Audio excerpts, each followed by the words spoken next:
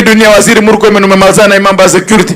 Tunakuomba hii mambo ya security ukimaliza in the next 1 month, hiyo nguvu enda weke naye kwa wale watu wanataka kuwa bandit ya kisiasa, wale watu wanataka kuleta anarchy, wale watu wanataka kudestabilize security ya Kenya, wale watu wanataka kuintroduce mambo ya goons wakiongozwa na Gachagua na wale wengine Orengo ambao wanataka kufanya biashara ya kutumia goons na kuumiza watoto ya watu na kukuja kulia kulaumu.